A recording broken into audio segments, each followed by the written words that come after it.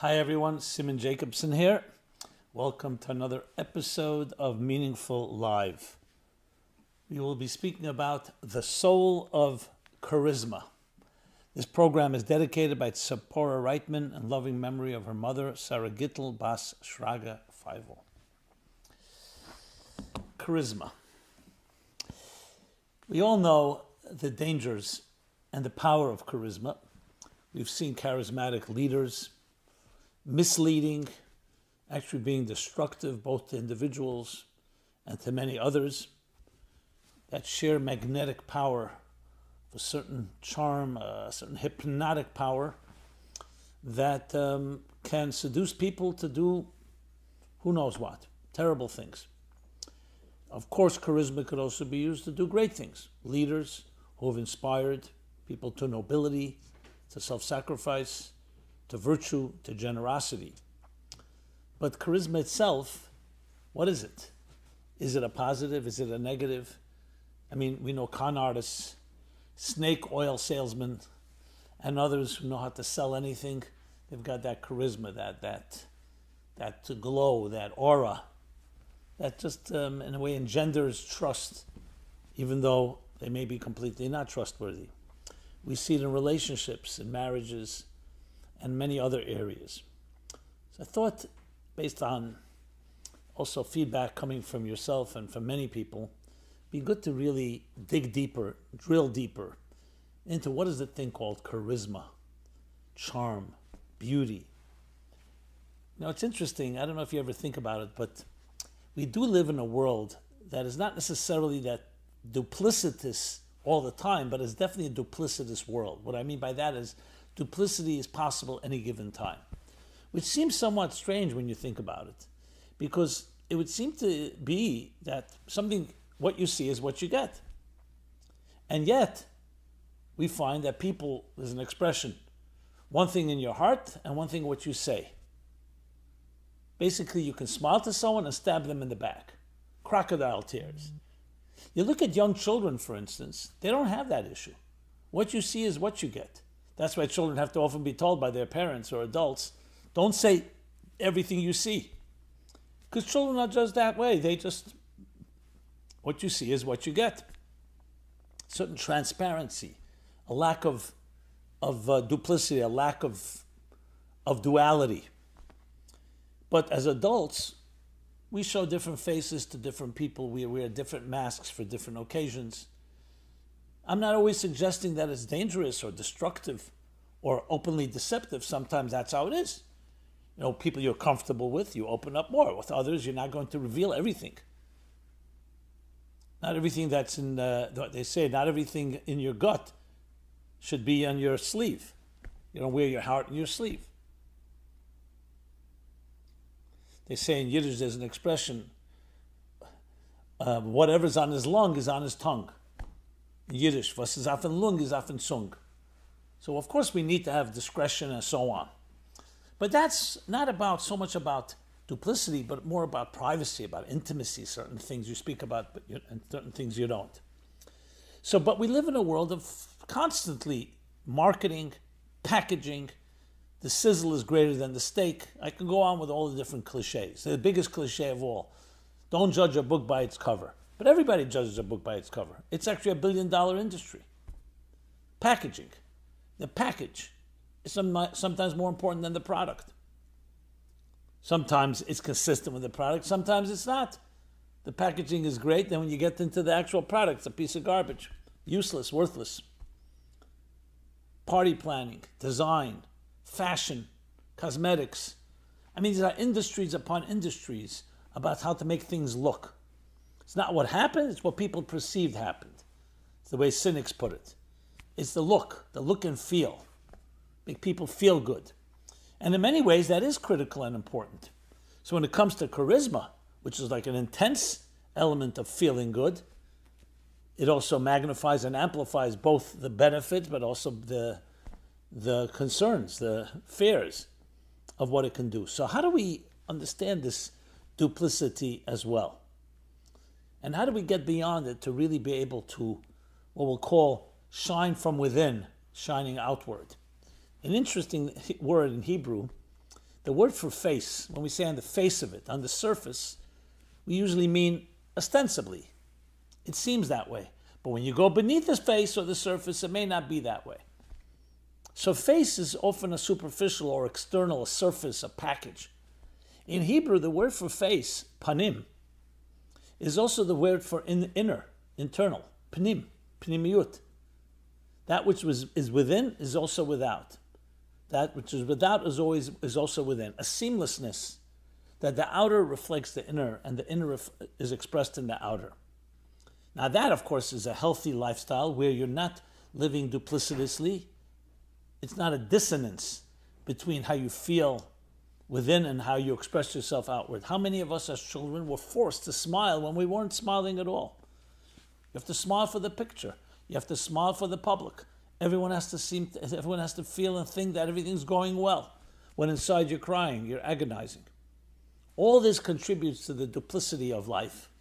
And this especially applies when you're dealing with someone with a lot of power, whether it's charisma or intelligence or other ways. They can easily manipulate others more than the usual, and they could also inspire.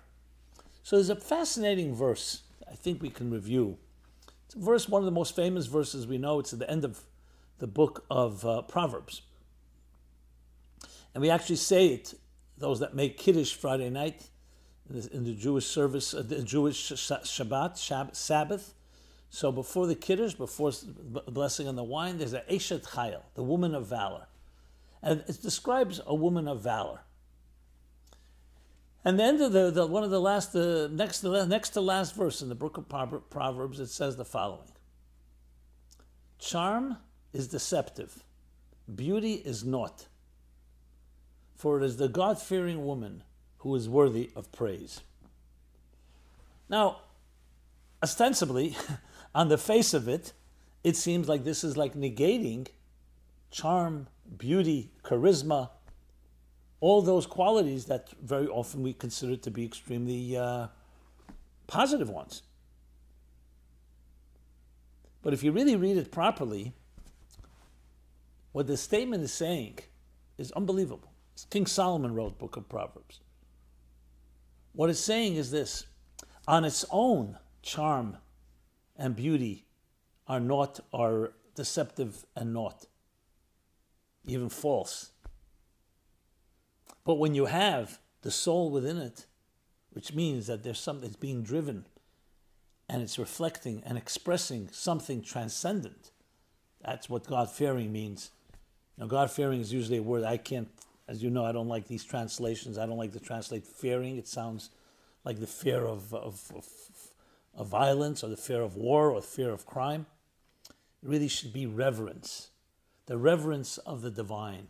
The sanctity of transcendence. As I many times point out, the word God and God-fearing always evoke all kinds of negative images, always, for many of us. But think of it this way: it's the woman of nobility, of deep spiritual longing and transcendence that is worthy of praise. And when that's in place, then charm is not false, and beauty is not naught. Not just vanity. They become infused with something transcendent.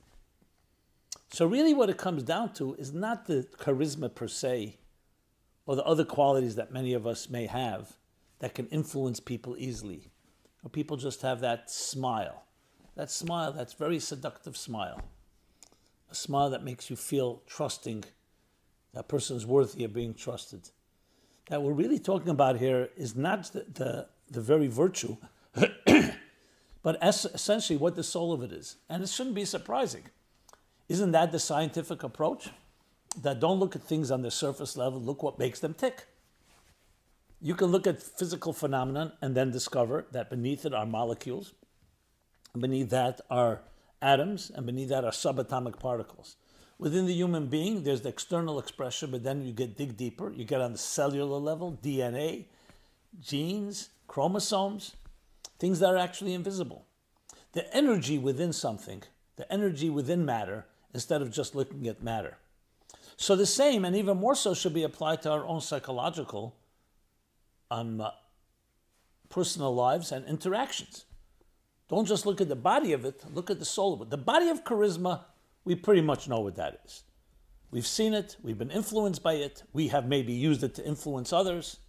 But the soul of charisma is looking at the transcendent component, where you take your ego out of it. It's not about control. It's not about gaining something. It's not about selling something. It's about that sincere connection that you want to have with another person. So imagine a charismatic person that has that level of humility, modesty, what often I refer to in the Hebrew from the Hasidic terminology, bittul, which means a suspension of self in searching for something greater than yourself. So then combine that with charisma.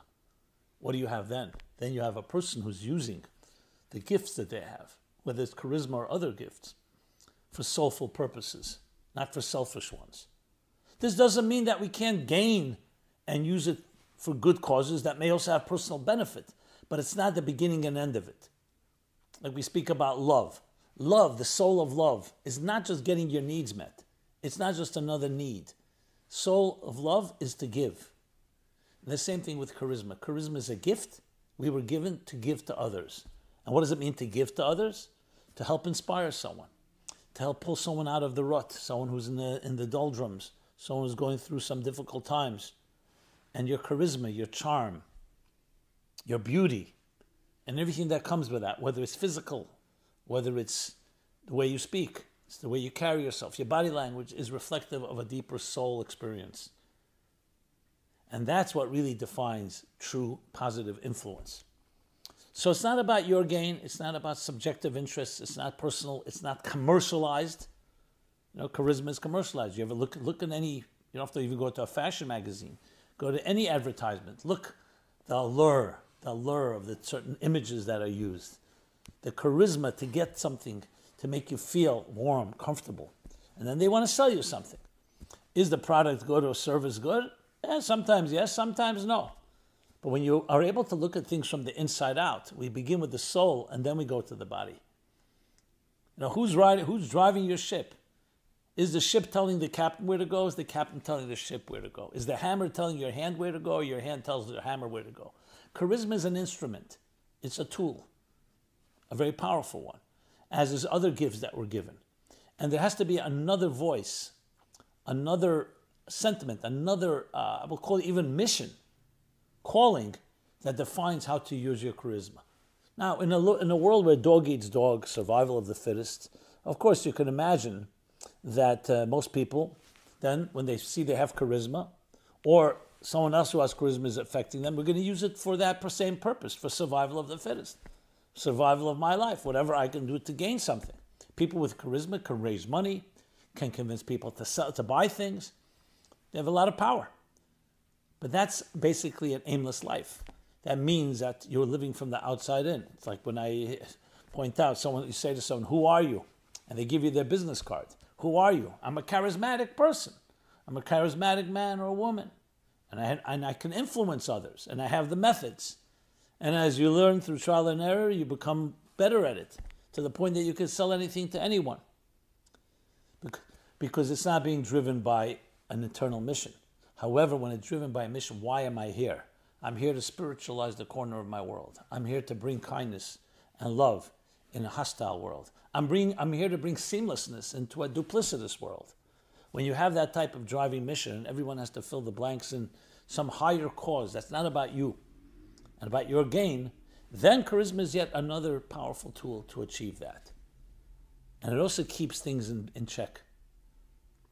I just recently was talking to someone, a woman who was part of a community.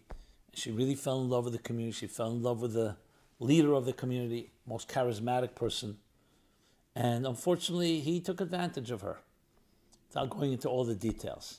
He used her, convinced her that he's in love with her and all that, but essentially used her until he discarded her. It wasn't serve him well. So it wasn't just, okay, we're back to square one. It created tremendous damage because she was vulnerable, trusting, used the charisma in a destructive, criminal way. So he has to deal with what he has to deal with. He wasn't the one speaking with me. So I'm speaking to this woman and trying to help her grow through it. Most importantly, to become independent. Don't be dependent on this leader. Don't be dependent on anyone, frankly. People are there, friends are there, support systems, leaders, to help you grow where you are. If they take away your own volition, your own free will, meaning they control you to the point, even though you may think it's with good intentions and they're leading me and they're directing me, no. A good mentor will help you help yourself. As soon as you feel too much dependence, too much of a crutch, there's a problem. And that would be even if the charismatic leader is someone that has good intentions in mind. Even that should not be used in a way that takes away people's independence. You want to teach people not what to think, how to think. Not what to feel, how to feel. But especially if the person has nefarious objectives, nefarious intentions, like in this case. So the first thing is to teach us how to become free from these charismatic, hypnotic, seductive forces in life. To learn to think for yourself. You're not just a product of someone else's sales pitch or telemarketing pitch. And I mean that in the broad sense. I don't just mean an actual sale. I mean anything that people are trying to convince us of. To find your own voice. Recognize, respect your voice. The courage to express your voice. And if you feel something's wrong, there's nothing wrong to ask, to consult with someone else. Get an objective opinion before you get in too deep. But the fact is we are emotionally vulnerable. We are emotionally needy, especially if we've grown up in homes and environments where we didn't get the validation and the nurturing that helped us build that self-confidence. So we become more clingy, we become more vulnerable to predators, charismatic predators at that. So it's about learning to discover and find your own self and know that yourself, you have tremendous charisma. There's a word for it in the Kabbalah and mysticism. It's called malchut. Malchut literally means kingship, king, queen. It's a sense of inner sovereignty and a sense of sensing the value that you have, the indispensable value that you have. Now, you may not think you have that charisma because some people just naturally have it. They have that look. They have that those mannerisms. But everybody has that glow and aura within them. Sometimes it was forced undercover. So it's also about finding your inner charisma. And when you find your soul, you find your charisma, because soul leads to charisma, not the other way around necessarily. Because soul is the beauty of who you truly are. It goes beyond your body. When you say, for example, beauty, even the very word beauty, what is beauty? Very hard to quantify. Is it a beautiful face? Is it the eyes, the nose, the mouth? Or is it some type of synergy of all the above? Something that's not so tangible, not so really definable, quantifiable. Because beauty is more than just physical. Beauty has a certain ethereal element to it. Just like beautiful music, a beautiful art, beautiful face, beauty. Beauty is ultimately you at your core. That indispensable you with your unique music to play, your unique song to sing. So frankly, the real elements of beauty and charisma, charm, and all that comes with that is really coming from within. It's the glow that when you have that, confidence is frankly the most sexiest and the most charming and the most charismatic thing you'll find, because it comes from within. It's not an external. So it's about learning how to think and live your life from the inside out instead of the outside in. And when you do so, you can create that seamlessness of both charm, beauty, charisma, not being empty vanity, an empty, hollow, external force, but one that's brimming with, pulsating with energy from within. And it's not something that's just fleeting, that comes and goes. It's something that's permanent and lasting and only becomes more beautiful and more charismatic in time. So it's our birthright, yours and mine. It's time to claim it. And the first way to claim it is by getting rid of the illusions, killing the false gods of charm and charisma out there, destroying those idols and learning what it truly is from within, from the soul. Thank you so much. Simon Jacobson here, meaningfullife.com is our website. Please subscribe to this growing YouTube channel. And please share. What better way, what more charismatic thing to do than share messages that resonate in our deepest part of our souls. And I'd love to hear, as always, feedback, comments, suggestions, thoughts, ideas, critique, anything you'd like to share. Let us celebrate each other's internal, soulful charisma. Let us learn from it, and let us also know how to give. Because ultimately the wise one is the one that both teaches and the one that learns. And we're all there to help give and take, creating the synergy of the beautiful harmony that is more than the sum of the parts. Ultimate beauty, ultimate charm, and ultimate charisma. Thank you again, and be blessed and be well.